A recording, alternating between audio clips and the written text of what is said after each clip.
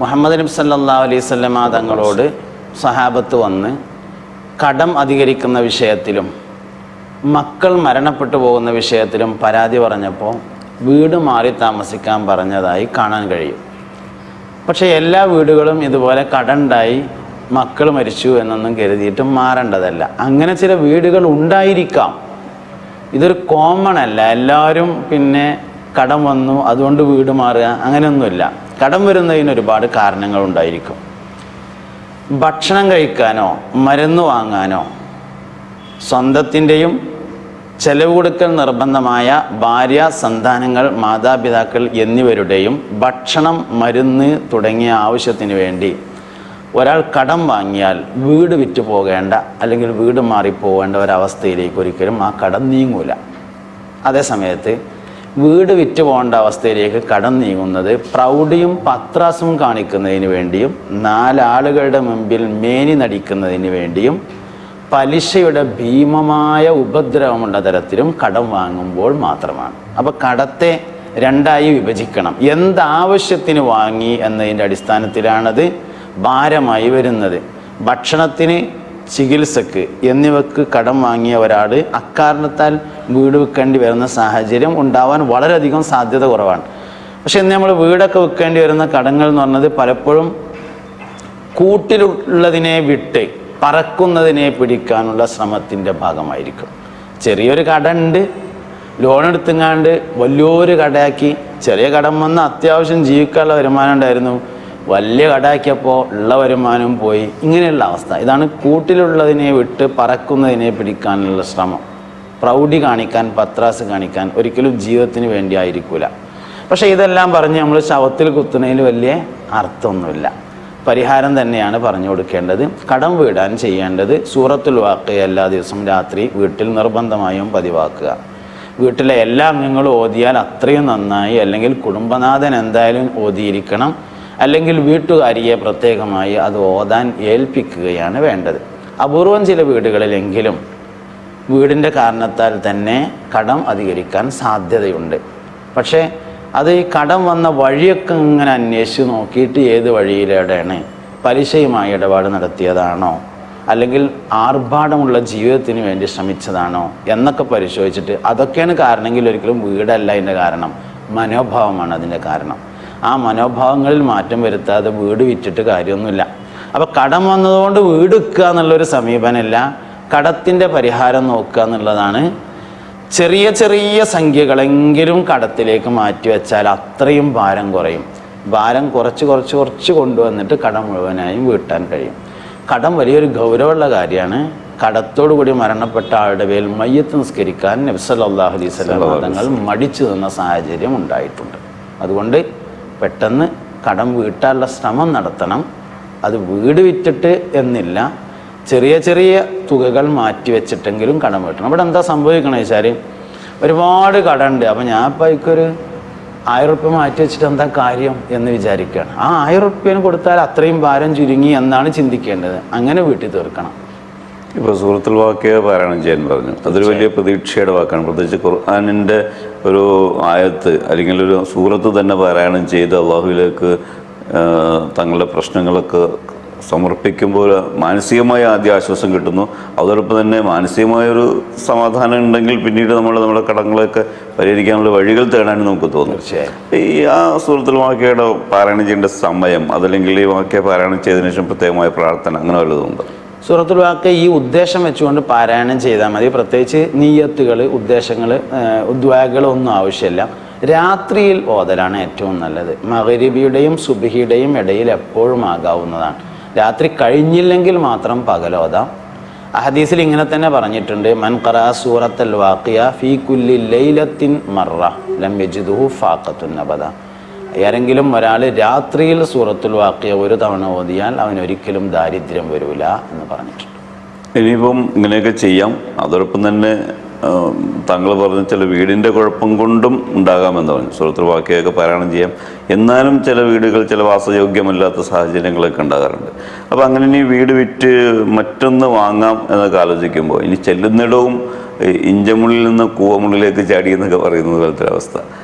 അപ്പോൾ അതെങ്ങനെയാണ് കണ്ടുപിടിക്കാൻ? ഇപ്പം താങ്കളൊരു ഇസ്ലാമിക് സൈക്കോളജിയും അതോടൊപ്പം തന്നെ വാസ്തു സംബന്ധമായ കാര്യങ്ങളൊക്കെ കൈകാര്യം ചെയ്യുന്ന ഒരാൾ നിലക്ക് എന്താണ് ഇതിൽ സൂക്ഷിക്കേണ്ട ഒരു കാര്യം, നടന്ന അഭിപ്രായം ചോദിക്കുക എന്നുള്ളത് ഒഴിവാക്കണം. ഏറ്റവും വിശ്വാസപ്രദമായി തോന്നുന്ന ഒരാളോട് അഭിപ്രായം ചോദിക്കുകയും അയാളുടെ അഭിപ്രായത്തിനനുസരിച്ച് മുന്നോട്ട് പോവുകയും വേണം. പിന്നെ ഇത്തരം വിഷയങ്ങൾ 50% ക്ലിയർ ചെയ്യാനേ കഴിയുള്ളൂ എന്ന് ആദ്യമേ നമ്മൾ മനസ്സിലാക്കണം.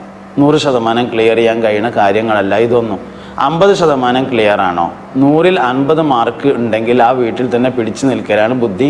എവിടെ ചെന്നാലും 50 മാർക്ക് തന്നെ ഉള്ളൂ. 100 മാർക്ക് ഇല്ല എന്ന് പറഞ്ഞുകൂടാ, അസംഭവ്യമൊന്നുമല്ല, പക്ഷെ 100 മാർക്ക് ഉണ്ടാവില്ല. 50 മാർക്കിനാണ് പരിശ്രമിക്കേണ്ടത്.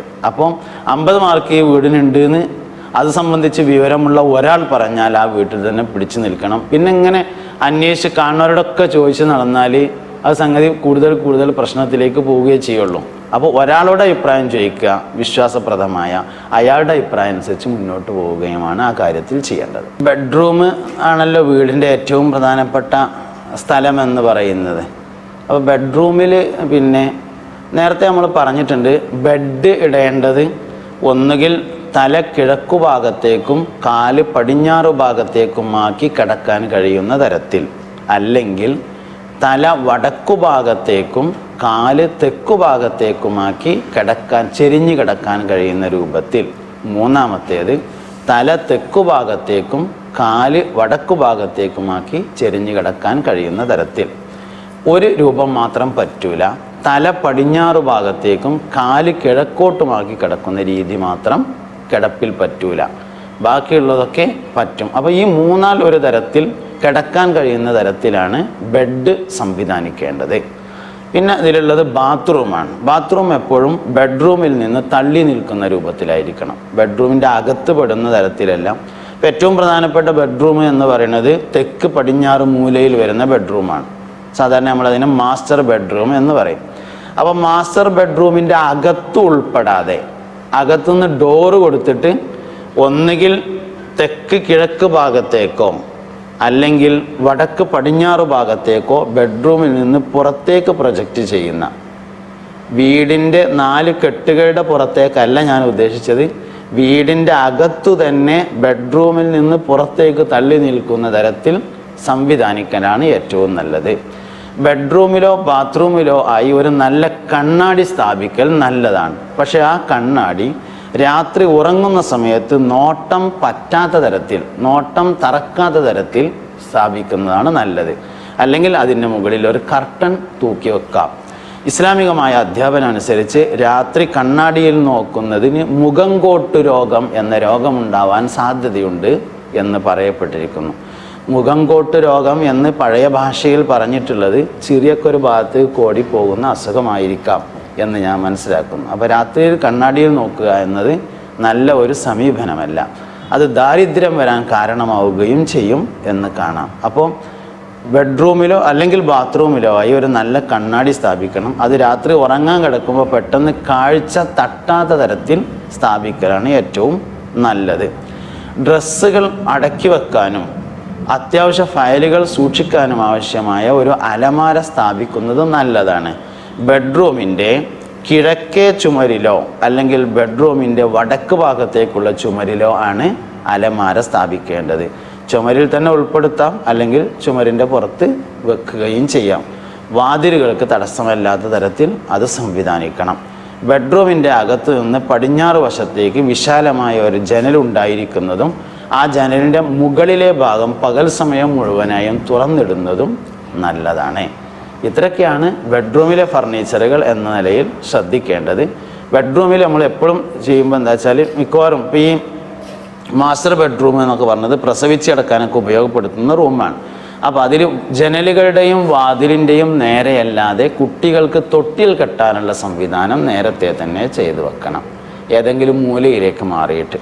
ബെഡ്റൂമിൻ്റെ തെക്ക് പടിഞ്ഞാറ് മൂലയാണ് തൊട്ടിൽ കെട്ടുന്നതിന് ഏറ്റവും അനുയോജ്യമായ ഒന്നാമത്തെ സ്ഥലം. അല്ലെങ്കിൽ തെക്ക് കിഴക്ക് മൂലയിൽ കെട്ടാവുന്നതാണ്, അതുമല്ലെങ്കിൽ വടക്ക് പടിഞ്ഞാറ് മൂലയിലും കെട്ടാവുന്നതാണ്.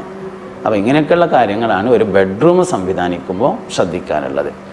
ഡൈനിങ് ഹാള്, അതാണ് പിന്നെ ചോദിച്ചൊരു കാര്യം. ഡൈനിങ് ഹാള് എന്ന് പറഞ്ഞത് സാധ്യമാവുമെങ്കിൽ ഡൈനിങ് ഹാള് 2 പാർട്ടീഷൻ, രണ്ട് ഇനമാക്കി തിരിച്ചാൽ നന്നാവും. ഒന്ന് വീട്ടുകാർ മാത്രമാകുമ്പോൾ ഭക്ഷണം കഴിക്കാനും, ഒന്ന് ഗസ്റ്റുകൾ വരുമ്പോൾ ഭക്ഷണം കഴിക്കാനും. ഗസ്റ്റുകൾക്ക് പരമാവധി പ്രവേശനം നൽകാവുന്ന ഒരു ഏരിയ വീടിനുണ്ടായിരിക്കുകയും ഡൈനിങ് ഹാള് അതിൻ്റെ ഉള്ളിൽ ഉൾപ്പെടുത്തുകയും ചെയ്യലാണ് ഏറ്റവും നല്ലത്. ഡൈനിങ് ഹാളിന് പെയിൻ്റ് അടിക്കുന്നതിൻ്റെ രീതിയെക്കുറിച്ചൊക്കെ നമ്മൾ നേരത്തെ പറഞ്ഞിട്ടുണ്ടായിരുന്നു. ഡൈനിങ് ഹാളിൽ കൈ കഴുകാൻ വെക്കുന്ന വാഷ് ബേസിൻ്റെ മുകളിലായി ഒരു കണ്ണാടി സ്ഥാപിക്കുന്നത് നല്ലതാണ്. കൈ കഴുകിയതിന് ശേഷം ആളുകൾ കാണാൻ പറ്റാത്ത വല്ല വൃത്തികേടുകളും അവശേഷിക്കുന്നുണ്ടോ എന്ന് നോക്കുന്നതിന് വേണ്ടിയാണത്. ഡൈനിങ് ഹാളിൽ പഴങ്ങളുടെ ചിത്രങ്ങൾ വരച്ചു വെക്കുന്നതും നല്ലതാണ്. ഒരു വീട്ടിൽ ബുദ്ധിമുട്ടുണ്ടാകുമ്പോൾ അല്ലെങ്കിൽ പ്രശ്നങ്ങളുണ്ടാകുമ്പോൾ പരക്കെ അന്വേഷിച്ച് കാണുന്നവരോടൊക്കെ പറഞ്ഞിട്ട് പരിഹാരം തേടിയിരുന്നു.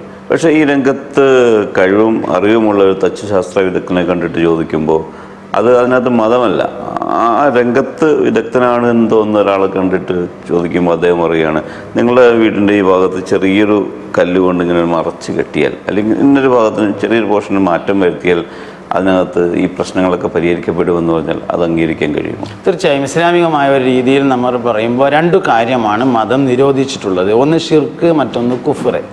അള്ളാഹുവിൽ പങ്കു ചേർക്കലും അള്ളാഹുവിനെ നിഷേധിക്കലും. ഈ രണ്ട് കാര്യമാണ് ഇസ്ലാം തീർത്തും പറ്റൂല എന്ന് പറഞ്ഞിട്ടുള്ളത്. ഇത് രണ്ടും കടന്നു വരാത്ത ഏത് വിഷയമാണെങ്കിലും അത് സംബന്ധിച്ച് അറിവുള്ള ആളുകളോട് അഭിപ്രായം ചോദിക്കാവുന്നതാണ്. ഉദാഹരണമായിട്ട് ഇപ്പോൾ നമ്മളെ മൊബൈൽ കേടുവന്നാൽ അത് നന്നാക്കാൻ അറിയുന്ന ആരെടുത്തും കൊടുത്തും കണ്ട് നന്നാക്കാവുന്നതാണ്. എന്നതുപോലെ വീട് നിർമ്മിക്കുമ്പോൾ അത് സംബന്ധിച്ച് അറിവുള്ള ആരോടും അഭിപ്രായം ചോദിക്കുന്നതിന് ഇസ്ലാമിക ദൃഷ്ട്യാ ഒരു വിരോധവുമില്ല. പറഞ്ഞു കൊടുത്തുള്ളൊരു സംഭവം എന്താണെന്ന് വെച്ചാൽ, പിന്നെ ഈ വീട് നിർമ്മാണവുമായി ബന്ധപ്പെട്ട കാര്യങ്ങൾ അറിയുന്ന ആളുകളെ വാസ്തുശാസ്ത്രം അറിയുന്ന ആളുകൾ എന്നാണ് പറയുക. തച്ചുശാസ്ത്രം എന്ന് പറഞ്ഞത് അല്പം കൂടി വിശാലാണ്. അത് ആശാരിമാരുടെ കണക്കാണ്. അതായത് മുകളിലെ നിർമ്മാണ രീതികൾ, കൂട്ട്, വള എന്നൊക്കെ പറഞ്ഞിട്ടുള്ള അതിനാണ് തച്ചുശാസ്ത്രം എന്ന് പറഞ്ഞത്. അടിയിലെ നിർമ്മാണ പ്രവർത്തനങ്ങൾ വാസ്തുശാസ്ത്രം എന്നതൊക്കെയാണ് അറിയപ്പെടുന്നത്. നിർമ്മാണ ശാസ്ത്രം എന്നർത്ഥത്തിൽ ഉള്ളതാണ് അതാണ് അതിൻ്റെ പഴയ ഒരു പേരാണ് വാസ്തുശാസ്ത്രം. വാസ്തു എന്ന് പറഞ്ഞാൽ വസ്തുവാണ്, സ്ഥലം. വസ്തു ഇൽക്കാണ്ട് എന്നൊക്കെയാണ് സ്ഥലമാണ് അതുകൊണ്ട് ഉദ്ദേശിച്ചത്. ഇപ്പോൾ നമ്മൾ നേരത്തെ സംസാരത്തിൽ തന്നെ വീട്ടിലെ പ്രശ്നങ്ങൾ മാറുന്നതിന് വീട് വിൽപ്പന ഒരു പരിഹാരമല്ല എന്നെല്ലാം പറഞ്ഞാൽ പോലും നമുക്കൊരു ചോദ്യം വന്നിട്ടുള്ളത് എന്നും വഴക്കും പ്രശ്നങ്ങളുമാണ്. പരിഹാരത്തിന് പല ആളുകളും പറയുന്നത് ഈ വീടൊന്ന് മാറിക്കഴിഞ്ഞാൽ നന്നാകുമെന്ന് പറയുന്നു. അങ്ങനെയാണെങ്കിൽ അതിനോട് താങ്കൾ യോജിക്കുന്നുണ്ടോ എന്നാണ്. ഈ വിഷയങ്ങളെ ഒന്നുകൂടി ആഴത്തിൽ അപഗ്രഥിക്കേണ്ടതുണ്ട്.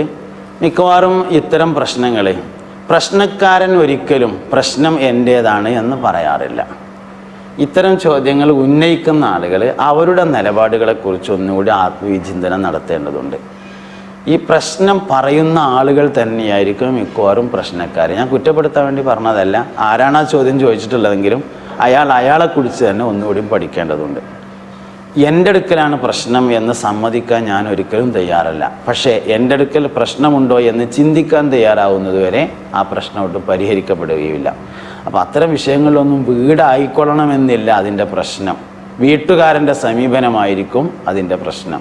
അത് തീരാതെ ഈ വീട് വിറ്റ് വേറൊന്നൊക്കെ മാറിയിട്ടും അത് വിറ്റ് പിന്നെ വേറൊന്നൊക്കെ മാറിയിട്ടും ഒന്നും കാര്യമില്ല. അതുകൊണ്ട് വീടായിരിക്കൂല ആ വിഷയത്തിലെ പ്രശ്നം, വീട്ടുകാരനോ വീട്ടുകാരിയോ ആയിരിക്കും. അതാണ് പരീക്ഷിക്കേണ്ടത്, അതാണ് ശ്രദ്ധിക്കേണ്ടത്. നമുക്ക് ശരിക്കും ഇതിലൊരു വലിയ മാനസിക തലമുണ്ട്. നമ്മളൊരു ഹോട്ടലിൽ ഭക്ഷണം കഴിക്കാൻ കയറി, നമ്മുടെ മനസ്സ് ആ ഹോട്ടലിനോട് ഒരിക്കലും തൃപ്തിപ്പെടുന്നില്ലെങ്കിൽ ഭക്ഷണം കഴിക്കാൻ പാടില്ല. അവിടുന്ന് ഭക്ഷണം കഴിച്ചാൽ ആ ഭക്ഷണം അവന് വിലങ്ങിൽ കുത്തും എന്ന് പറഞ്ഞാൽ വറ്റ് വിലങ്ങി കുത്തുക എന്ന് പറയും പോലെ അത് ഗ്യാസ് കയറിയിട്ടോ കൂടി ആകെ സ്വീപ്പാവും. അപ്പം മനസ്സംതൃപ്തി ഇല്ലാത്ത ഭക്ഷണം കഴിക്കാൻ പാടില്ല, മനസ്സംതൃപ്തി ഇല്ലാത്ത സ്ഥലത്ത് കിടന്നുറങ്ങാൻ പാടില്ല, മനസ്സംതൃപ്തി ഇല്ലാത്ത സ്ഥലത്ത് വീട് വെക്കാൻ പാടില്ല, അങ്ങനത്തെ വീട്ടിൽ താമസിക്കാൻ പാടില്ല. ഇതൊക്കെ ഒരു പൊതുവായ നിയമങ്ങളാണ്. എനിക്ക് ഏറ്റവും അനുയോജ്യമായത് ഏതാണ് എന്ന് എൻ്റെ മനസ്സു തന്നെ എന്നോട് പറയുമെന്നതാണ്. ഇതിനാണ് നമ്മൾ മനപ്പൊരുത്തം എന്ന് പറയുന്നത്. അപ്പോൾ ഒരാൾക്കൊരു വീട്ടിൽ താമസിക്കാൻ മനപ്പൊരുത്തം ഇല്ലെങ്കിൽ അവിടെ പിന്നെ ഒന്നും ആലോചിക്കാനില്ല, അത് വിറ്റിങ്ങാണ്ട് മനപ്പൊരുത്തുള്ള മറ്റൊരു വീട്ടിലേക്ക് മാറൽ തന്നെയാണ് നല്ലത്. അതിൽ തർക്കമൊന്നുമില്ല. ഇത് എനർജിയുമായി ബന്ധപ്പെട്ട ഒരു വിഷയമാണ് ഇതിൽ യഥാർത്ഥത്തിലുള്ളത്. ഒരാൾ തൻ്റെ വീടിൻ്റെ ഒരു ഭാഗത്ത് കച്ചവടം ചെയ്യാൻ പാടില്ല എന്നോ അല്ലെങ്കിൽ അതിൻ്റെ മുകൾ ഭാഗം വാടക കൊടുക്കാൻ പാടില്ല എന്നോ അങ്ങനെ അല്ലെങ്കിൽ വീട്ടിലെ ഏതെങ്കിലും ഒരു ഭാഗത്ത് ഒരാൾക്ക് ഭക്ഷണം ഉണ്ടാക്കാൻ വേണ്ടി അനുവദിച്ചു കൊടുക്കാൻ പാടില്ല എന്നോ അങ്ങനത്തെ നിയമങ്ങളൊന്നുമില്ല. അതേ സമയത്ത് സ്വന്തമായി വീടുള്ള ഒരാളുടെ എനർജിയും സ്വന്തമായി വീടില്ലാതെ വാടകയ്ക്ക് താമസിക്കുന്ന ഒരാളുടെ എനർജിയും വ്യത്യസ്തമായിരിക്കും. എനർജി കൂടിയ ഒരാൾ എനർജി കുറഞ്ഞ ഒരാളെ വീട്ടിലേക്ക് കൊണ്ടുവരുമ്പോൾ അയാളുടെ എനർജി കുറവ് കൊണ്ട് സംഭവിക്കുന്ന എന്തെല്ലാം ബുദ്ധിമുട്ടുകളുണ്ടോ അത് ഇയാളെയും ബാധിക്കും. ഉദാഹരണമായിട്ട് നമ്മൾ ഡോക്ടർമാരെ കുറിച്ചൊക്കെ പറയുമ്പോൾ പറയാറുണ്ട് വീട്ടിൽ വെച്ചുള്ള കൺസൾട്ടേഷൻ നല്ലതല്ല. എന്താ കാരണം? രോഗികൾ ഫുൾ എനർജി ആയിട്ട് വരുന്നില്ല, അവർ എനർജി ലൂസുള്ള ആളുകളാണ്. സ്ഥിരമായി നമ്മുടെ വീട്ടിലേക്ക് കയറി വന്നാൽ നമുക്കും അത് കാരണം നമ്മുടെ ഭാര്യ മക്കൾക്കും എനർജി കുറവ് സംഭവിക്കും, എനർജി ലൂസ് സംഭവിക്കും. ഇത് തന്നെയാണ് വീടിൻ്റെ മുകൾ ഭാഗം വാടക കൊടുത്താലും വീടിൻ്റെ ഒരു പോർഷൻ കച്ചവട സ്ഥാപനമാക്കി മാറ്റിയാലും എല്ലാം. ഒരുപാട് ആളുകൾ വന്നു പോകുന്നു. വിരുന്നാണെങ്കിൽ കുഴപ്പമില്ല, വിരുന്നുകാർ പോസിറ്റീവ് എനർജി ആയിട്ടാണ് വരിക. പ്രശ്നം പറയാൻ വരുന്നവർ നെഗറ്റീവ് എനർജിയുമായിട്ടാണ് വരുന്നത്. അപ്പോൾ വീട്ടിലേക്ക് വിരുന്നുകാർക്ക് പ്രവേശനം കൊടുക്കാം എന്നതൊഴിച്ച് ഇതെന്ന് മാത്രമല്ല, ഇപ്പോൾ കൗൺസിലിംഗ് സെൻറ്റർ നടത്തുകയാണെങ്കിൽ വീട്ടിൽ നടത്തൽ നല്ലതല്ല, വേറൊരു സ്ഥലമാണ് അതിന് നല്ലത്. നമ്മളൊരു കച്ചവട സ്ഥാപനം തുടങ്ങുകയാണെങ്കിൽ വീടിനോട് അറ്റാച്ച് ചെയ്ത് കണ്ട് ഒരു പീഡിയ റൂം ഉണ്ടാക്കിയിട്ട് അവിടെ കച്ചവടം ചെയ്യുന്നത് നല്ല. പക്ഷെ അത് പറ്റൂല എന്നല്ല പറയണത്, നല്ലതല്ല. വീടായിട്ട് തന്നെ ഒഴിഞ്ഞു നിൽക്കലാണ് എപ്പോഴും നല്ലത്. വീടുകളെ നമുക്ക് മൂന്നായി വിഭജിക്കാൻ കഴിയും. ഒന്നാമത്തേത് ആവശ്യത്തിനനുസരിച്ചുള്ള വീട്, രണ്ടാമത്തേത് നിലവാരത്തിനനുസരിച്ചുള്ള വീട്, മൂന്നാമത്തേത് ആർഭാടമായ വീട്. ആവശ്യത്തിനനുസരിച്ചുള്ള വീട് എന്ന് പറഞ്ഞാൽ ഓരോ ആളുകളുടെയും ആവശ്യമനുസരിച്ചായിരിക്കാം വീട്ടിലെ അംഗങ്ങൾ, വീട്ടിൽ വരാവുന്ന വിരുന്നുകാർ, ഇതെല്ലാം പരിഗണിച്ചുകൊണ്ടുള്ള ഒരു വീട് ഒരാളുണ്ടാക്കിയാൽ അത് ആവശ്യമാണ്. ഈ ആവശ്യം എന്ന് പറയുമ്പോൾ തന്നെ എല്ലാ കാലത്തും ഒരുപോലെയല്ല, കാലഘട്ടത്തിനനുസരിച്ച് വ്യത്യാസപ്പെടും. അതനുസരിച്ചുള്ള വീടുണ്ടാക്കാം. രണ്ടാമത്തേത് നിലവാരത്തിനനുസരിച്ചുള്ള വീടാണ്. എല്ലാവരുടെയും നിലവാരം ഒന്നല്ല, അതുകൊണ്ട് എല്ലാവരും ഒരേ നിലവാരത്തിലുള്ള വീട്ടിൽ താമസിക്കണം എന്ന് പറയുന്നില്ല. ഓരോ ആളുകളുടെയും നിലവാരം വ്യത്യസ്തമാണ്, ആ നിലവാരത്തിനനുസരിച്ചുള്ള വീടാവാം. മൂന്നാമത്തേത് ആർഭാടമായ വീട്. ഇതാണ് നിരുത്സാഹപ്പെടുത്തപ്പെട്ടിട്ടുള്ളത്. അവൻ്റെ ആവശ്യത്തിനനുസരിച്ചുള്ളതുമല്ല, അവൻ്റെ നിലവാരത്തിനനുസരിച്ചുള്ളതല്ല, മറ്റുള്ളവരെ കാണിക്കാനും അവൻ്റെ വീടിനേക്കാൾ വലുതായിരിക്കാനും വേണ്ടി മാത്രമായി ഒരാൾ ഉണ്ടാക്കുന്ന വീടുകൾക്കാണ് ആർഭാടമായ വീട് എന്ന് പറയുന്നത്. നമ്മുടെ വീടിൻ്റെ എല്ലാ ഭാഗവും ഏതെങ്കിലും തരത്തിൽ ഉപയോഗിച്ചിരിക്കണം. ഒഴിഞ്ഞു കിടക്കുന്ന മുഴുവൻ വസ്തുക്കളെയും പിശാച് ഉപയോഗപ്പെടുത്തുമെന്നാണ്. ഒഴിഞ്ഞു കിടക്കുന്ന മൂലകൾ, ഒഴിഞ്ഞു കിടക്കുന്ന വഴികൾ, ഒഴിഞ്ഞു കിടക്കുന്ന പ്രദേശങ്ങൾ, ഒഴിഞ്ഞു കിടക്കുന്ന വീടുകൾ, അത് നമുക്കിങ്ങനെ ആലോചിച്ചാൽ തന്നെ മനസ്സിലാവും ഒഴിഞ്ഞു കിടക്കുന്ന സ്ഥലം ആരാണ് ഉപയോഗപ്പെടുത്തുന്നത്. എല്ലാ ഒഴിഞ്ഞു കിടക്കുന്നതും പിശാച് ഉപയോഗപ്പെടുത്തും. അതുകൊണ്ട് തന്നെ വലിയ വീടുണ്ടാക്കിയാൽ എല്ലാ റൂമുകളും എല്ലാ സ്ഥലങ്ങളും ഏതെങ്കിലും ഒരു തലത്തിൽ അല്ലെങ്കിൽ മറ്റൊരു തലത്തിൽ ഉപയോഗിച്ചിരിക്കണം. ഒന്ന് ഡ്രസ്സ് അലക്കാൻ വേണ്ടി പറ്റും, ഒന്ന് അലക്കിയ ഡ്രസ്സ് വെക്കാൻ വേണ്ടി പറ്റും, ഒന്ന് ഉറങ്ങാൻ വേണ്ടി പറ്റും, ഒന്ന് കുട്ടികൾക്ക് വായിക്കാൻ വേണ്ടി ഇരിക്കാം, ഒന്ന് നിസ്കരിക്കാനാക്കാം. എല്ലാ സ്ഥലങ്ങളും ഉപയോഗിച്ചിരിക്കണം. സ്ഥിരമായി ഉപയോഗിക്കണം എന്നില്ല, ഉപയോഗിക്കുന്നതായിരിക്കണം. നമ്മൾ ആഭരണങ്ങളെക്കുറിച്ച് പറയും പോലെയാണ്, സ്ഥിരമായി ഉപയോഗിക്കുന്നതാവണമെന്നില്ല, ഉപയോഗിക്കുന്നതായിരിക്കണം എന്നതുപോലെ വീടിലും എല്ലാ റൂമുകളും ഉപയോഗിക്കണം. അതുണ്ടാക്കി അന്നാണ്ട് പൂട്ടിട്ടതാണ്, പിന്നെ തുറന്നു നോക്കിയിട്ടില്ല എന്നുള്ളൊരവസ്ഥ ഉണ്ടാകരുത്. നബി സല്ലല്ലാഹു അലൈഹി വസല്ലമയെ ഉറക്കത്തിൽ കാണാൻ എന്താ ചെയ്യേണ്ടത് എന്ന്. ഒന്നാമത്തെ കാര്യം എന്താ വെച്ചാൽ, ആദ്യം വേണ്ടത് നബി തങ്ങളെ ശരിക്ക് ഉറക്കത്തിൽ കാണാൻ ആഗ്രഹിക്കണം എന്നൊന്നുമില്ല എന്നാണ്, ഉണർച്ച തന്നെ കാണാൻ ആഗ്രഹിക്കാമെന്നാണ്. ഷാ വലിയുല്ലാഹി ദഹ്ലവി റളിയല്ലാഹു അൻഹു പറഞ്ഞിട്ടുണ്ട്, നബി സല്ലല്ലാഹു അലൈഹി വസല്ലമയെ ഉറക്കത്തിലല്ല ഉണർച്ചയിൽ തന്നെ കാണുമെന്ന്. അദ്ദേഹം പറയുന്നുണ്ട്, ഞാൻ കണ്ടിട്ടുണ്ട് എന്നും പറഞ്ഞിട്ടുണ്ട്. കാണുമെന്ന് മാത്രമല്ല, ഞാൻ കണ്ടിട്ടുണ്ടെന്നും അദ്ദേഹം പറഞ്ഞു. അപ്പോൾ അതുകൊണ്ട് നബി സല്ലല്ലാഹു അലൈഹി വസല്ലമയെ റിഫായിയത്തിൽ ഒരു ദിക്റുണ്ട്, അല്ലാഹുമ്മ ഇന്നാ നതവസ്സലു ബി മുഹമ്മദ് ബിൻ അബ്ദുല്ലാഹി സല്ലല്ലാഹു അലൈഹി വസല്ലം അൻ തജ്മഅ ബൈനി വബൈന സയ്യിദിനാ മുഹമ്മദ് ബിൻ അബ്ദുല്ലാഹി സല്ലല്ലാഹു അലൈഹി വസല്ലമ ഫിദ്ദുന്യാ ഖബലൽ ആഖിറാന്ന് റിഫായിയത്തിലുള്ളൊരു ദിക്റാണ്. അള്ളാഹുവെ, നബിയെയും എൻ്റെയും ഇടയിൽ ഖിയാമത്ത് നാളിൻ്റെ മുമ്പ് ദുന്യാവിൽ തന്നെ നീ ഒന്ന് ഒരുമിച്ച് കൂട്ടിത്തരണേ. അപ്പോൾ ഉറക്കത്തിൽ കാണുക എന്നല്ല, ശരിക്കും ഉണർച്ചയിൽ കാണാൻ തന്നെ ആഗ്രഹിക്കാം എന്നതാണ് ഇതിൽ നിന്നെല്ലാം മനസ്സിലാവുന്നത്. കണ്യത്തുസ്താദിനോട് കണ്യത്തുസ്താദിൻ്റെ ഉസ്താദന്മാർ പറഞ്ഞു കേട്ടോ, ആ കണ്യത്തുസ്താദിനോട് ഒരാൾ എന്നിട്ട് പറഞ്ഞു തരേ ഉസ്താദെ, കണ്യത്തുസ്താദിനോട് പറഞ്ഞു തരേ ഉസ്താദെ, പുണ്യനബി സല്ലല്ലാഹു അലൈഹി വസല്ലമ തങ്ങളൊന്ന് ഉറക്കത്തിൽ കാണാൻ വേണ്ടിയിട്ട് നിങ്ങളൊന്ന് ദ്വാരക്കണം എന്ന് പറഞ്ഞപ്പോൾ ചോദിച്ചു തരേ, ഉറക്കത്തിലും കണ്ടിട്ടില്ലേ. അതാണ് അവർ നമ്മളെ പിന്നെ അൻവരിയ അറബിക് കോളേജിൻ്റെ പ്രിൻസിപ്പളായിരുന്ന ബഹുമാനപ്പെട്ട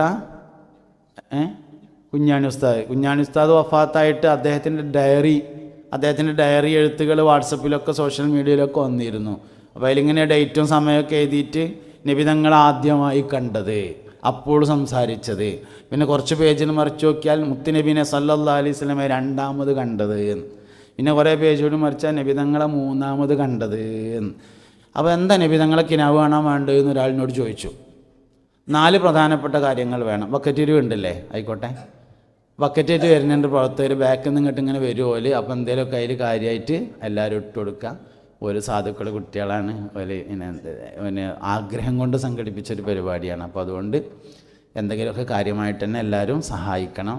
പിന്നെ അവർക്ക് സ്വാഭാവികമായിട്ടും ചോദിക്കാനൊരു വിഷമം ഉണ്ടാവും, നമുക്ക് ഏതായാലും വിഷമമില്ലല്ലോ. അപ്പോൾ അതുകൊണ്ട് എല്ലാവരും നല്ല നോട്ടന്നെ എടുത്തിട്ട് പിന്നെ ഇട്ട് കൊടുക്കുക. എന്തായാലും ഇപ്പോൾ ഡോളറൊന്നും ഇടാൻ എടുത്തുണ്ടാവില്ല, ഇന്ത്യൻ രൂപയെല്ലാം ഉണ്ടാവുക. അപ്പോൾ അതിന് വലിയ നോട്ടന്നെ എടുത്തോളി, എന്നിട്ട് അതിലെല്ലാവരും ഇട്ട് കൊടുക്കട്ടെ. അള്ളാഹു നമ്മളെല്ലാ പരിപാടിയും വിജയിപ്പിക്കട്ടെ, സന്തോഷത്തിലും റാഹത്തിലും ആക്കട്ടെ.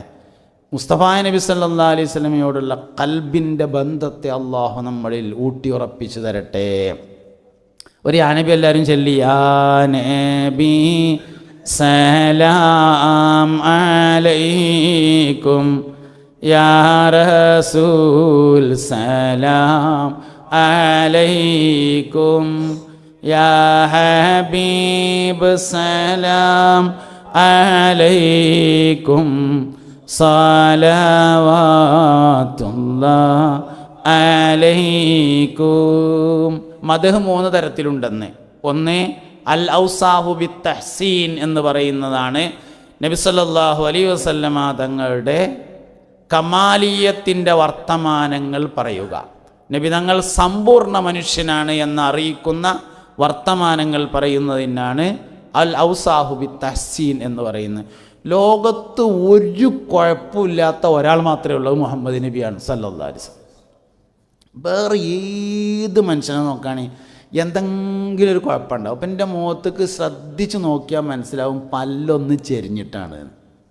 ഇങ്ങനെ ഓരോരുത്തരെ നോക്കുമ്പോൾ മനസ്സിലാവും ഒരു കുഴപ്പമില്ലാത്ത ഒരാൾ മാത്രമേ ദുന്യാവിലുണ്ടായിട്ടുള്ളൂ, അത് മുഹമ്മദ് നബിയാണ് സല്ലല്ലാഹു അലൈഹി വസല്ലം. അതിനാണ് ഇൻസാനുൽ കാമിൽ എന്ന് പറയുന്നത്, സമ്പൂർണ്ണ മനുഷ്യനാണ്. ഒരു മനുഷ്യൻ്റെ കളർ എന്താണ് എന്നതിൻ്റെ ഉത്തരം നബി തങ്ങളുടെ കളർ എന്തായിരുന്നോ അതാണ് മനുഷ്യൻ്റെ ഒറിജിനൽ കളറ്. വെളുപ്പിൽ തങ്ക നിറം കയറിയതായിരുന്നു നബി തങ്ങളുടെ കളറ് സല്ലല്ലാഹു അലൈഹി വസല്ലം. വെള്ള നിറത്തിൽ സ്വർണം കയറിയതാണ് നബി സല്ലല്ലാഹു അലൈഹി വസല്ലമയുടെ കളറ്. പ്രസവിക്കപ്പെട്ട ചെറിയ കുട്ടിയുടെ വലത്തെ കൈയിൻ്റെ ചൂണ്ടുവിരലിൻ്റെ നഖത്തിൻ്റെ കളറാണ് നബി തങ്ങൾക്കുണ്ടായിരുന്നത്. ഇപ്പോൾ പ്രസവിക്കപ്പെട്ട ചെറിയ കുട്ടി, ആ കുട്ടിയുടെ വലത്തെ കൈയിൻ്റെ ചൂണ്ടുവിരലിൻ്റെ നഖത്തിൻ്റെ കളറ്. കുട്ടിയുടെ എന്ന് പറയാൻ കാരണം വലിയ ആൾക്കാർ ചിലപ്പം വാതിലിൻ്റെ ഇടയിലൊക്കെ കുടുങ്ങിയിട്ടുണ്ടെങ്കിൽ എന്ന് കരുതിയിട്ടാണ്, അതുകൊണ്ടാണ് കുട്ടികളെ പറയാൻ കാരണം. നബി സല്ലല്ലാഹു അലൈഹി വസല്ലം തങ്ങളുടെ പ്രകൃതവും കുട്ടികളുടെ പ്രകൃതമാണ്. ദുനിയാവിൽ അള്ളാഹു ഏറ്റവും കൂടുതൽ സംരക്ഷണം നൽകുന്ന ഈ ഭാഗം കുട്ടികളാണ് എന്ന് കാണാൻ കഴിയും. അതുകൊണ്ട് നബി തങ്ങൾക്ക് കുട്ടിയോട് നല്ല ഇഷ്ടമായിരുന്നു. കുട്ടികളെ നമ്മളെല്ലാവരും ഇഷ്ടപ്പെടുന്നതാണ്, നമ്മളെല്ലാവരും കുട്ടികളെ ഇഷ്ടപ്പെടുന്നുണ്ട്. പക്ഷേ ഇത്തിബാ ആവണമെങ്കിൽ നബി തങ്ങൾ ഇഷ്ടപ്പെട്ടതിൻ്റെ പേരിൽ ഇഷ്ടപ്പെടുമ്പോഴാണ് ഇത്തിബാ ആവുന്നത്. നമ്മളെല്ലാവരും കുട്ടികളെ ഇഷ്ടപ്പെടുന്ന ആൾക്കാരാണല്ലോ. നമ്മളെല്ലാവരും സംഘാടകരൊക്കെ ഒന്ന് വെള്ളക്കുപ്പായിട്ടിട്ടുണ്ട്, വളരെ നല്ല കാര്യമാണ്. നബി സല്ലല്ലാഹു അലൈഹി വസല്ലമ തങ്ങൾക്ക് വെളുത്ത വസ്ത്രം ഇഷ്ടമായത് കൊണ്ടാണെന്ന് മനസ്സിൽ കരുതുമ്പോഴാണ് ഇത്തിബാ ആവുന്നത്. നമ്മൾ ചെയ്യുന്ന കാര്യങ്ങൾ തന്നെയാണ്, പക്ഷെ മുത്തുനബിനായിട്ട് ബന്ധപ്പെടുത്തിയ ഇത്തിബായി സല്ലല്ലാഹു അലൈഹി വസല്ലം. ചങ്ങായിമാരാരേലും കണ്ടില്ലെങ്കിൽ നമ്മൾ ഫോൺ ചെയ്ത് അന്വേഷിക്കും. ഇത്തിബാ ആവണമെങ്കിൽ സ്ഥിരമായി കാണുന്ന ഒരാളെ 3 ദിവസമായി കാണാതിരുന്നാൽ നബി തങ്ങൾ തെരഞ്ഞു പോകാറുണ്ടായിരുന്നു എന്ന ഹദീസിൻ്റെ അടിസ്ഥാനത്തിലാണ് ഞാൻ വാട്സപ്പിൽ ബന്ധപ്പെട്ടത് എന്ന് തോന്നിയാലാണ് ഇത്തിബാവുന്നത്. നമ്മൾ ചെയ്യണ കാര്യം തന്നെ മുത്തുനബിനായിട്ട് ബന്ധപ്പെടുത്തുമ്പോൾ ഇത്തിബാവും, ചെയ്യാത്തൊരു കാര്യമല്ല. ഒരു ഭക്ഷണത്തളികയിൽ ഭക്ഷണം കഴിക്കാൻ വേണ്ടി ഇങ്ങനെ 5 ആളുകൾ ഇരിക്കുകയാണെന്ന് വിചാരിക്കുക. അതിൽ ഒരാൾക്ക് മുഹമ്മദ് എന്ന് പേരുണ്ടെങ്കിൽ ആ ഭക്ഷണത്തളികയിൽ നിന്ന് ഭക്ഷണം കഴിക്കുന്ന എല്ലാവർക്കും ബറക്കത്തുണ്ടായിരിക്കുമെന്നാണ്. ആർക്കെങ്കിലും 3 ആൺകുട്ടികളുണ്ടാവുകയും അതിൽ ഒരാൾക്ക് പോലും എൻ്റെ പേരിടാതിരിക്കുകയും ചെയ്താൽ, ഏതെങ്കിലും ഒരാൾക്ക് 3 ആൺകുട്ടികളുണ്ടാവുകയും അതിൽ ഒരാൾക്കെങ്കിലും എൻ്റെ പേരിടുകയും ചെയ്തിട്ടില്ലെങ്കിൽ നാളെ അവൻ എന്നെ കാണാൻ പരിശ്രമിക്കരുതേ എന്ന് മുഹമ്മദ് നബി. മുഅ്മിനായ മനുഷ്യന് മുത്തുനബിനെ കഴിച്ചിട്ട് വേറൊന്നുമില്ല സല്ലല്ലാഹു അലൈഹി വസല്ലം. ഇഷ്ക് അസ്ലാണ്, അമലു സ്വാലിഹാത്ത് ഫർആണ്. ഇഷ്ക് അടിസ്ഥാനമാണ്, അമലു സ്വാലിഹാത്ത് ഫർആണ്. അസ്ലില്ലാത്ത ഫർ കൊണ്ട് പ്രയോജനമില്ല. അതേ സമയത്ത് ഫർ ഇല്ലാത്ത അസ്ല് കൊണ്ട് കാര്യം ഉണ്ടാവും. ഞാൻ പറഞ്ഞ നിങ്ങൾക്ക് മനസ്സിലായോ എന്നറിയില്ല. നിസ്കരിച്ചില്ലെങ്കിൽ കാഫിറാവൂല, നിസ്കാരം നിഷേധിച്ചാൽ കാഫിറാവും. നോൻപ് നോറ്റിയില്ലെങ്കിൽ ഫാസിഖയാവുള്ളൂ, കാഫിറാവൂല. നോമ്പിനെ നിഷേധിച്ചാൽ കാഫിറാവും. മുഹമ്മദ് നബി സല്ലല്ലാഹു അലൈഹി വസല്ലമയോടുള്ള താല്പര്യം ഈമാനാണ്. ഈമാൻ ഉണ്ടായിട്ട് അമലു സ്വാലിഹാത്ത് ഇല്ലെങ്കിലും പ്രയോജനമുണ്ട്. അമലു സ്വാലിഹാത്ത് ഉണ്ടായിട്ട് ഈമാൻ ഇല്ലെങ്കിൽ അതിന് അമലു സ്വാലിഹാത്ത് എന്ന് പറയുക പോലും ചെയ്യുകയില്ല. അതുകൊണ്ട് മുസ്തഫ നബി സല്ലല്ലാഹു അലൈഹി വസല്ലമയോടുള്ള താല്പര്യം എന്ന് പറയുന്നത് അസ്ലാണ്, ഇഷ്ക് ഈമാനാണ്. നമ്മളെന്ത് കാര്യം, നിസ്കാരം പരിശോധിച്ച് സത്യത്തിൽ നിസ്കാരത്തിൻ്റെ ബാക്കിൽ എന്താ ഉള്ളത്? മിറാജിനുള്ള അംഗീകാരമാണ്. നബി തങ്ങളെ അംഗീകരിക്കാനല്ലാത്തൊരു ഇബാദത്തും ഇല്ല. എല്ലാ ഇബാദത്തുകളുടെയും പിന്നിൽ രഹസ്യം മുസ്തഫ നബി സല്ലല്ലാഹു അലൈഹി വസല്ലമ തങ്ങളെ അംഗീകരിക്കലാണ്. ഇത് സ്വഹാബത്തിന് ശരിക്കും മനസ്സിലായിരുന്നു എന്നുള്ളതാണ്. 10,000 റക്അത്ത് മസ്ജിദുൽ ഹറാമിൽ വെച്ച് നിസ്കരിച്ചാലും സ്വർഗം ഉറപ്പില്ല. അതേ സമയത്ത് സ്വഹാബിയായാൽ സ്വർഗം ഉറപ്പായി. 20,000 റക്അത്ത് മസ്ജിദുൻ നബിയിൽ വെച്ച് നിസ്കരിച്ചു തുറന്നാലും സ്വർഗം ഉറപ്പില്ല. മുത്തുനബി സല്ലല്ലാഹു അലൈഹി വസല്ലമയോടൊപ്പം ഈമാനോടുകൂടെ 1 സെക്കൻഡ് സമയം ഒരുമിച്ച് കൂടിയ ആൾക്കാണ് സ്വഹാബി എന്ന് പറഞ്ഞത്. സ്വഹാബിയായാൽ സ്വർഗം ഉറപ്പായി. ഇതാണ് സംഗതി പറഞ്ഞത്. എന്താ കാരണം? അതിനത്ര ഈമാൻ ഉണ്ടാവും എന്നുള്ളതാണ് കാരണം. പുണ്യനബി സല്ലല്ലാഹു അലൈഹി വസല്ലമ തങ്ങളോട് ബന്ധമുണ്ടോ? അതിനത്ര ഈമാൻ ഉണ്ടാവും. നബി തങ്ങളോട് സല്ലല്ലാഹു അലൈഹി വസല്ലമയോടുള്ള ബന്ധമാണ് ഈമാൻ്റെ അസ്ല്, അടിസ്ഥാനം എന്ന് പറഞ്ഞത്. അതുകൊണ്ട് റബീഉൽ അവ്വൽ മാസം എന്ന് പറഞ്ഞത് ഈമാൻ കൂടാനുള്ള മാസമാണ്. നമ്മളെല്ലാ കാര്യങ്ങളും പുണ്യനബി സല്ലല്ലാഹു അലൈഹി വസല്ലമ തങ്ങളുമായി ബന്ധപ്പെട്ടതായിരിക്കണം. ആ ബന്ധത്തെ നിലനിർത്താൻ നമുക്ക് കഴിയണം. ബദർ യുദ്ധം എന്ന് പറയുന്നത് മുവഹിദീങ്ങളും മുശ്രിക്കുകളും തമ്മിലുള്ള യുദ്ധമല്ല. ശരിക്ക് ബദർ യുദ്ധം എന്ന് പറയുന്നത് മുഅ്മിനീങ്ങളും മുശ്രിക്കുകളും തമ്മിലല്ല, ആശിക്കുകളും മുശ്രിക്കുകളും തമ്മിലാണ്. മൂസാ നബി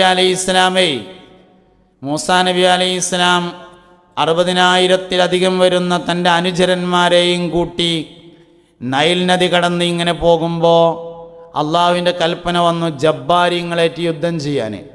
മൂസാ നബി ആൾക്കാരോട് പറഞ്ഞു, ജബ്ബാരിങ്ങളുമായി യുദ്ധം ചെയ്യാൻ അള്ളാഹിൻ്റെ കൽപ്പന ഉണ്ട് പറഞ്ഞു. മൂസാ നബി അലൈഹി ഇസ്ലാമിൻ്റെ അനുയായികൾ പറഞ്ഞു, ഇദ്ഹബ് അൻത വറബ്ബുക ഫഖാതിലാ ഇന്നാ ഹഉനാ ഖാഇദൂൻ എന്ന് പറഞ്ഞു. ഒരു കാര്യം ചെയ്യും, ഇജ്വാൻ്റെ പടച്ചോനും കൂടിയും പോയിട്ട് യുദ്ധം ചെയ്തിട്ട് ജയിച്ചിട്ട് മടങ്ങി വരുമ്പോൾ ഈ വൈക്ക് വരുകൊണ്ട് ഞങ്ങൾ ഇവിടുന്നുണ്ട് ഒപ്പം കൂടെ ഉണ്ട് പറഞ്ഞു പോലെ. ബദർക്ക് നബി തങ്ങൾ സഹാബത്തിനേറ്റ് പോണത് യുദ്ധം ചെയ്യാനല്ല.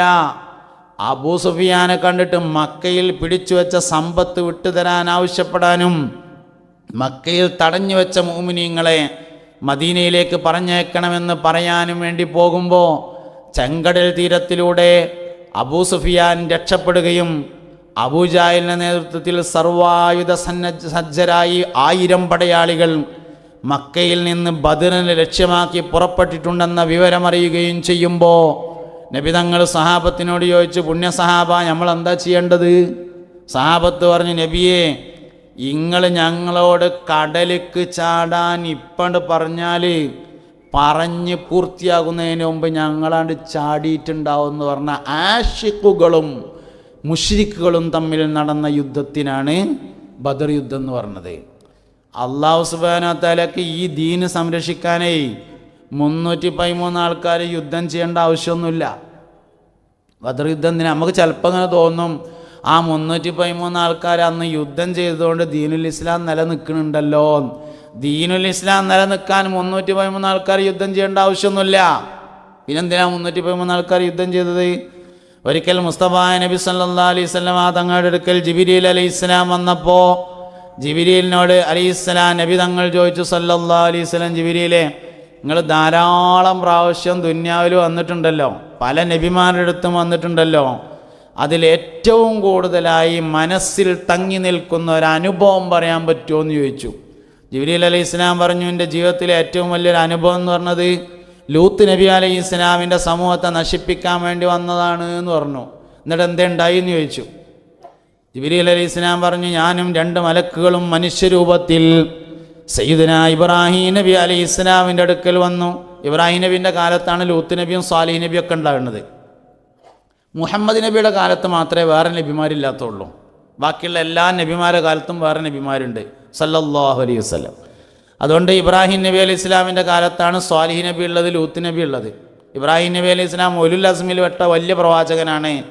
ലൂത്ത് നബി അലൈഹി ഇസ്ലാം, സ്വാലിഹ് നബി അലൈഹി ഇസ്ലാമൊക്കെ അതിൻ്റെ കീഴിൽ എന്ന് പറയാൻ കഴിയൂല, എന്നാൽ അവർ ഉലുൽ അസ്മി എന്ന ഉന്നത സ്ഥാനീയരല്ല. അപ്പം അതുകൊണ്ട് ലൂത്ത് നബി അലൈഹി ഇസ്ലാമിൻ്റെ സമൂഹത്തെ നശിപ്പിക്കാൻ വേണ്ടി വരുമ്പോൾ ജിബ്രീൽ അലൈഹി ഇസ്ലാമും അനുയായികളും മനുഷ്യരൂപത്തിൽ ഇബ്രാഹിം നബി അലൈഹി ഇസ്ലാമിൻ്റെ അടുത്തേക്ക് വന്നു. വിരുന്നേര് വരികയാണെന്ന് തോന്നിയിട്ട് ഇബ്രാഹിം നബി അലൈഹി ഇസ്ലാം വേഗം ഒരു മൂരിക്കുട്ടിനെ അർത്ഥങ്ങാണ്ട് ബിരിയാണി ഉണ്ടാക്കി. അന്ന് ബിരിയാണി ഉണ്ടായിരുന്നൊന്നും ചോദിക്കരുത്, കഥയിൽ ചോദ്യമില്ല എന്നാണ്. ഏതായാലും അന്നത്തെ ഏറ്റവും നല്ലൊരു ഭക്ഷണം ഉണ്ടാക്കി. ഭക്ഷണമൊക്കെ ഉണ്ടാക്കി കഴിഞ്ഞതിൻ്റെ ശേഷം പറഞ്ഞു, എന്നാൽ കയ്യേക്കോളി നീച്ചോളി തിന്നാൻ നീക്കി പറഞ്ഞപ്പോൾ ഞങ്ങൾ പറഞ്ഞു, ഞങ്ങളങ്ങനെ തിന്നുന്ന സൈസൊന്നുമല്ല, ഞങ്ങൾ മരക്കുകളാണ് പറഞ്ഞു. അപ്പോൾ ഇബ്രാഹിം നബി അലൈഹി ഇസ്ലാം ചോദിച്ചു, പിന്നെ എന്തിനാ നിങ്ങൾ പോകുന്നതെന്ന് ചോദിച്ചു. ഞങ്ങൾ നിങ്ങളൊരു സന്തോഷം പറയാൻ വേണ്ടി വന്നതാണ് പറഞ്ഞു. എന്താ സന്തോഷം എന്ന് ചോദിച്ചു. നിങ്ങളെ ഭാര്യയായ സാറക്കൊരു കുട്ടി ഉണ്ടാവും എന്ന് പറഞ്ഞു. സാറാ ബീവി പ്രായമായിരുന്നു. ഇബ്രാഹിം നബി അലൈഹി ഇസ്ലാമിൻ്റെ ആദ്യത്തെ ഭാര്യയുള്ള സാറാ ബീവി, രണ്ടാമത്തെ ഭാര്യയാണ് ഹാജറ ബീവി. ഹാജറ ബീവിയിലാണ് ആദ്യം കുട്ടി ഉണ്ടാകുന്നത്. സാറാ ബീവിക്കും മക്കളുണ്ടായിരുന്നില്ല, പ്രായമായിരുന്നു. ഇബ്രാഹിം നബിക്കും പ്രായമായിട്ടുണ്ട്. നിങ്ങൾക്ക് സാറാ ബീവിയിലൊരു കുട്ടി ഉണ്ടാവും എന്നുള്ള വിവരം പറയാനാണ് ഞങ്ങൾ വന്നത് പറഞ്ഞു. അപ്പോൾ വാതിലിൻ്റെ അപ്പുറത്ത് കർട്ടൻ്റെ മറവിൽ സാറാ ബീവി നിൽക്കുന്നുണ്ടായിരുന്നു. ഈ വർത്തമാനം കേട്ടിട്ട് 31 ചിരിച്ചപ്പോൾ മെൻസസ് രക്തം രണ്ടാമത് സ്റ്റാർട്ട് ചെയ്തു. പിന്നെ കുട്ടി ഉണ്ടായി. പിന്നെ പ്രസവിച്ചതാണ് ഇസ്ഹാഖ് നബി അലൈഹി ഇസ്ലാം. 13 വർഷത്തെ വ്യത്യാസമാണ് ഇസ്മായിൽ അലൈഹി ഇസ്ലാമും ഇസ്ഹാഖ് നബി അലൈഹി ഇസ്ലാമും. ഇസ്മായിൽ നബി അലൈഹി ഇസ്ലാം ഹാജറ ബീവിക്ക് ഉണ്ടായിട്ട് 13 വർഷം കഴിഞ്ഞിട്ടാണ് ഈ സംഭവം ഉണ്ടാകുന്നത്. സാറാ ബി റളിയല്ലാഹു അൻഹക്ക് ഇസ്ഹാഖ് നബി അലൈഹി ഇസ്ലാം എന്ന കുട്ടി ഉണ്ടാകുന്നത്. അങ്ങനെ അത് കഴിഞ്ഞതിന് ശേഷം പിന്നെ നിങ്ങൾ എന്തേ പോകുന്നത് ചോദിച്ചു. അതിൽ പറഞ്ഞു, ഞങ്ങൾ ഇബ്രാഹിം നബി അലൈഹി ഇസ്ലാമിൻ്റെ സമൂഹത്തെ നശിപ്പിക്കാൻ വേണ്ടി പോവുകയാണ് പറഞ്ഞപ്പോൾ, അല്ല, ഞങ്ങൾ ലൂത്ത് നബി അലൈഹി ഇസ്ലാമിൻ്റെ സമൂഹത്തെ നശിപ്പിക്കാൻ പോവുകയാണ് പറഞ്ഞപ്പോൾ ഇബ്രാഹിം നബി അലൈഹി ഇസ്ലാം പറഞ്ഞു, അത് നിങ്ങൾ ഒരിക്കലും ചെയ്യരുത്, ഞങ്ങൾക്ക് എന്തുവാണെങ്കിലും ചെയ്തു തരാം, വേണമെങ്കിൽ എൻ്റെ പെൺകുട്ടികളൊക്കെ കല്യാണം കഴിച്ചു തരാം, എന്തുവാണെങ്കിലും ചെയ്തു തരാറ്. ആ സമയത്ത് ഞങ്ങൾ പറഞ്ഞു, ഞങ്ങളങ്ങനെ നിങ്ങളോട് സമ്മതം ചോദിക്കാൻ വേണ്ടി വന്നതൊന്നുമല്ല, വിവരം പറയാൻ വേണ്ടി വന്നതാണ് പറഞ്ഞു. അതിന് പ്രധാനപ്പെട്ടൊരു സംഗതി നടക്കുമ്പോൾ എല്ലാവരോടും സമ്മതം ചോദിച്ചില്ലെങ്കിലും ഒരു വിവരം പറയണമല്ലോ, അപ്പോൾ അതിൻ്റെ പേരിൽ ഞങ്ങളൊന്ന് വിവരം പറയാൻ വേണ്ടി വന്നതാണ് എന്ന് പറഞ്ഞു.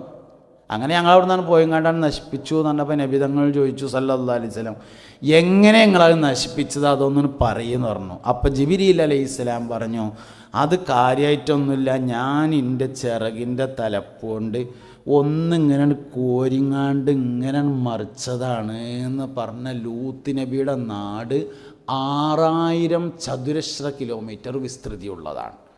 അങ്ങനത്തെ 40,000 ചിറക് ജിബ്രീലിനുണ്ട് എന്നാണ്. അമ്മാതിരി 5000 മലക്കുകൾ ബദറിൽ വന്നിട്ടുണ്ട്. 313 ആൾക്കാർ യുദ്ധം ചെയ്തതുകൊണ്ടൊന്നല്ല ദീൻ നിലനിന്നത്. പിന്നെന്തിനാ ബദർ യുദ്ധം? ആശിഖീങ്ങൾക്കുള്ള അവസരമാണ് ബദർ യുദ്ധം. ലോകത്ത് ഇസ്ലാം ദീൻ ആർക്കെല്ലാം അവസരം കൊടുക്കുന്നുണ്ടോ ആശിഖുകൾക്ക് മാത്രമേ അവസരം കൊടുത്തിട്ടുള്ളൂ. എല്ലാ അവസരങ്ങളെയും പരിശോധിച്ചോളി, ആശിഖുകൾക്ക് മാത്രമാണ് അവസരം നൽകിയിട്ടുള്ളത്. ആശിഖീങ്ങളായ 313 ആൾക്കാർക്ക് അള്ളാഹു അവസരം കൊടുത്തതായിരുന്നു ബദർ യുദ്ധം. ഈ ഉമ്മത്തിൻ്റെ ഏറ്റവും വലിയ വിജയം എന്ന് പറഞ്ഞത് ഇഷ്കാണ്. ഉമ്മത്തിൻ്റെ ഏറ്റവും വലിയ വിജയം ഇഷ്കാണ്. ഉമ്മത്തിൻ്റെ എല്ലാ സഹായവും ഇഷ്കാണല്ലോ. നമ്മളെന്തേലൊക്കെ ഒരു പ്രതിസന്ധി ഉണ്ടായിട്ട് കുടുങ്ങിയാൽ, എന്തേലും വലിയൊരു കാര്യമായൊരു പ്രശ്നമൊക്കെ ഉണ്ടായി പറ്റടങ്ങാറായ എന്താ കാട്ടുക? മൈക്കോണാക്കിയാണ്ട് ബാങ്ക് കൊടുക്കും. ബാങ്ക് ഇഷ്കിൻ്റെ പ്രഖ്യാപനമാണ്.